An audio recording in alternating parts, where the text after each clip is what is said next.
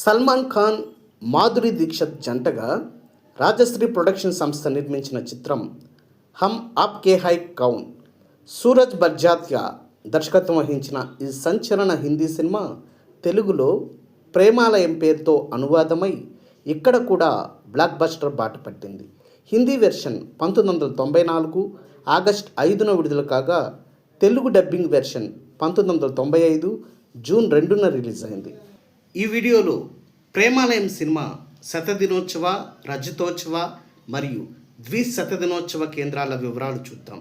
ముందుగా 100 రోజుల కేంద్రాల వివరాల్లోకి వెళ్తే Vijayawada Urvashi, Visakhapatnam Daspalla Chitralaya, Kakinada Anand, Rajahmundry Ramakrishna, Eluru mini Satyanarayana, Tirupati Srirama Kalyani complex, Madanapalle ASR movie land.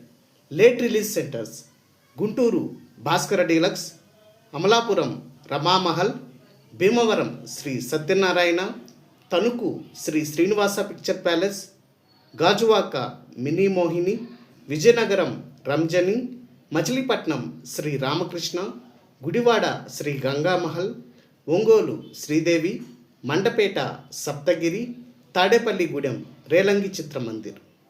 ఇప్పుడు 175 రోజుల కేంద్రాల వివరాలకు వెళ్తే direct centers 6: Vijayawada Urvashi, Vizag Daspalla Chitralaya, Kakinada Anand, Rajahmundry Ramakrishna, Eluru mini Satyanarayana మరియు తిరుపతి శ్రీరామ.